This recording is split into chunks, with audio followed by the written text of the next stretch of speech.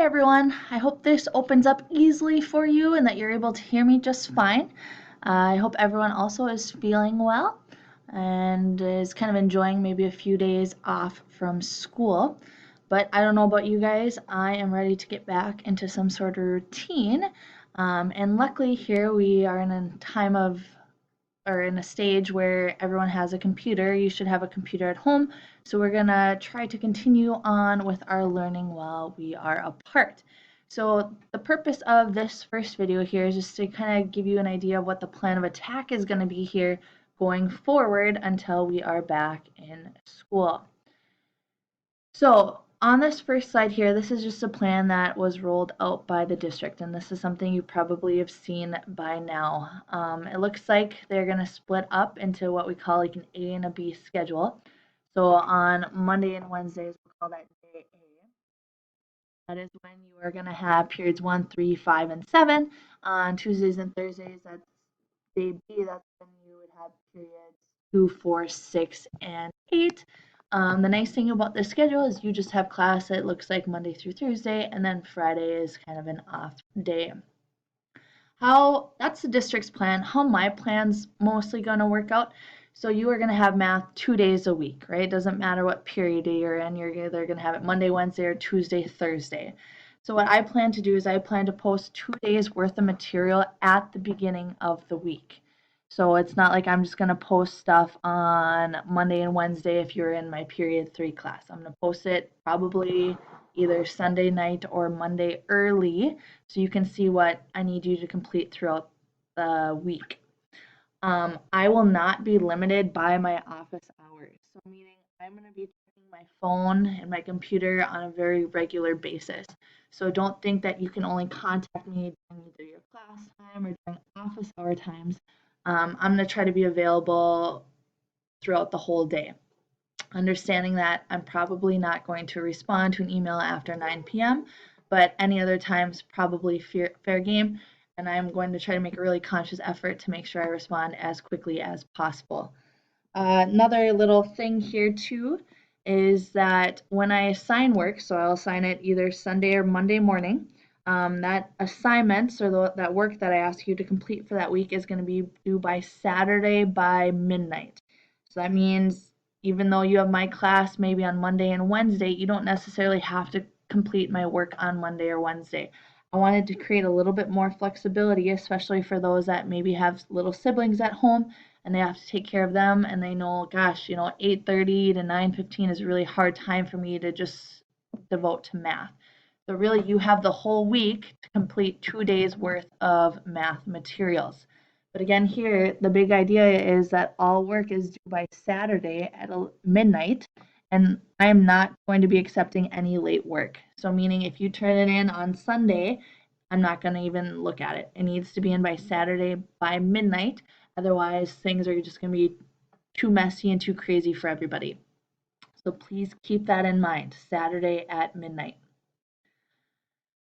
All students must join my Google Classroom, and I know most of you are on there already, but a few of you are not yet on there. I will post a weekly schedule on Educal, basically saying this is the material, these are the things that I need you to get accomplished this week, but all the videos and the links to the things that we're going to actually be using that week will be found on Classroom. So again, most of you are already in the classrooms, or you should be, hopefully. But in case you aren't already signed into my Google Classroom, I put codes down here. So please make sure you do that. Because again, this is where I'm going to be posting all of the material that we need to use for this class. So it's super important that you get logged onto Classroom. So what a typical day or a day's worth of assignments is going to look like and where your grades are going to come from. I'm first going to speak to Algebra 1.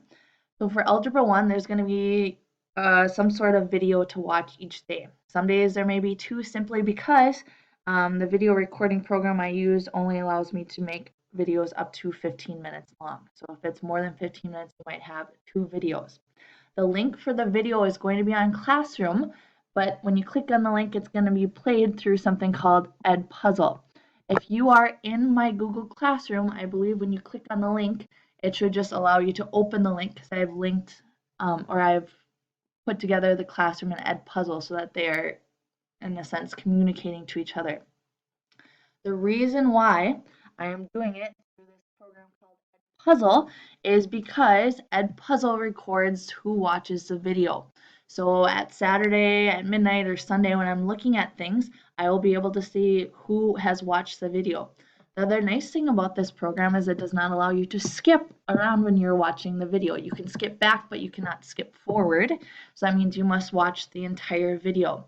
A large part of your grade when we're doing stuff online now is going to come from watching the video. You will get 10 points for watching the video each day. So each week you'll probably have 2 days, or you will have 2 days worth of material to learn.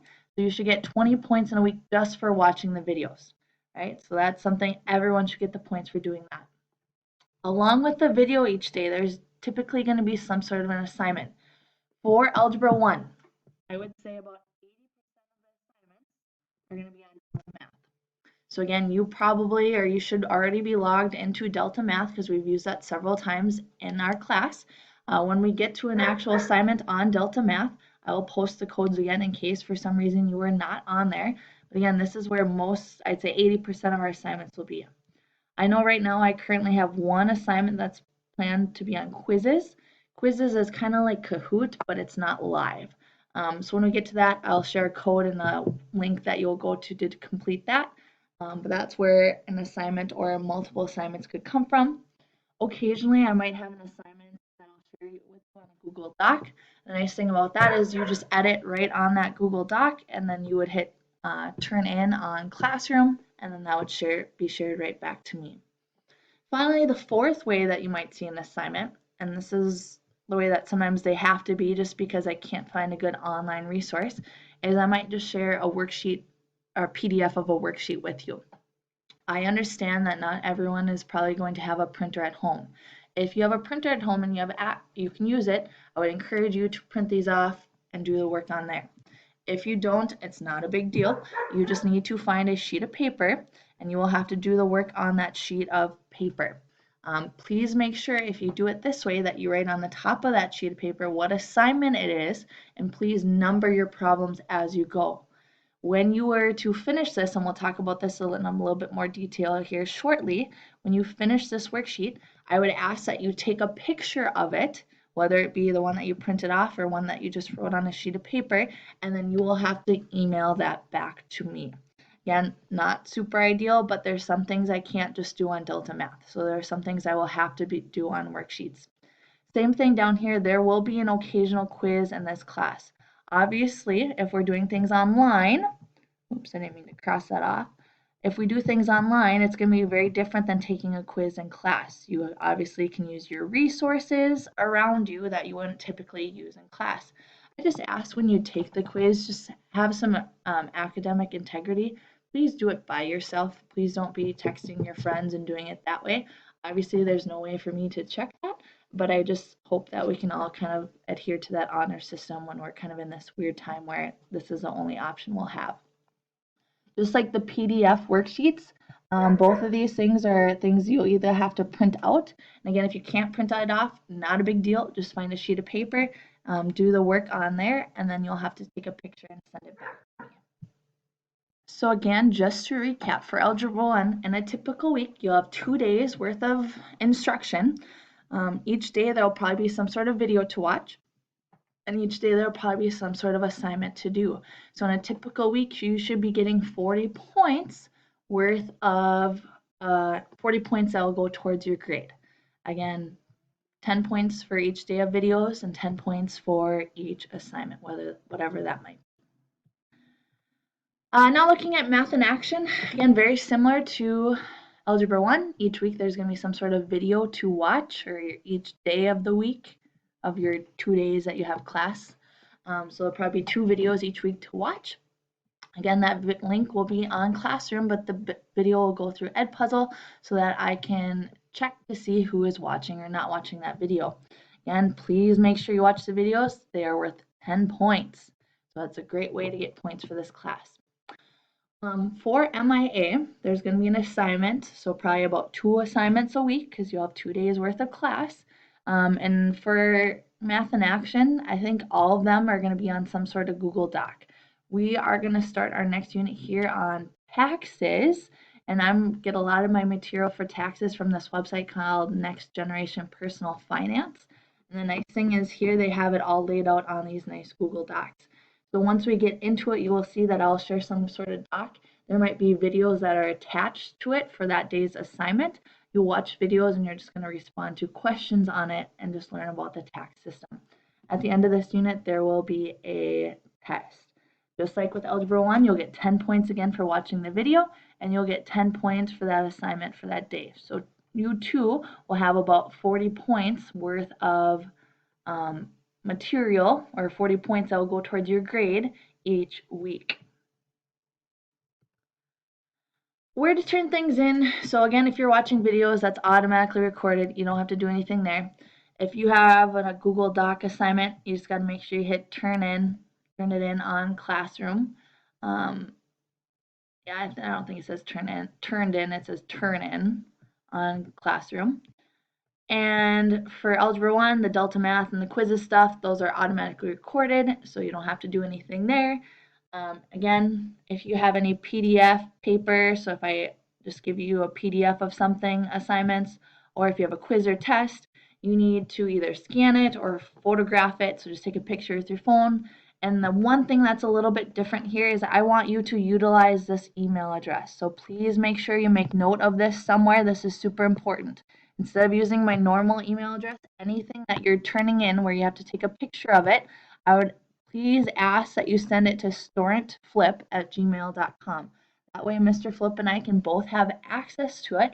And it's just nice for us to have a separate email where we can just deal with this online stuff, because right now in our work emails, we're getting a lot of other emails. So it's just be nice for us to keep things separate so we can stay organized and make sure we respond to you or get your assignments in a timely fashion.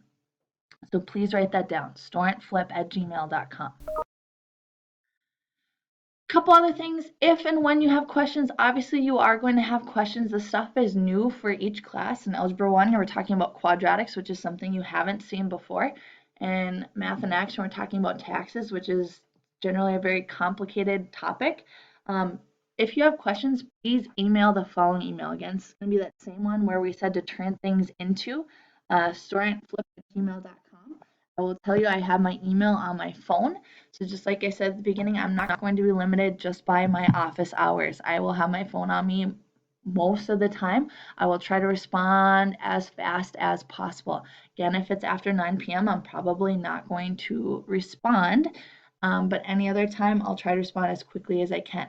Obviously, if you don't get a response right away, it might mean I'm trying to email back and forth with another student, or something might have come up. But again, I will try to do my best and get responses to you as quick as I can. Again, please, if you have questions, don't hesitate to email. Finally, please stay on top of things. Again, I'm going to post 2 days worth of material, generally on Sunday night or Monday morning, and you will have the whole week to get those done.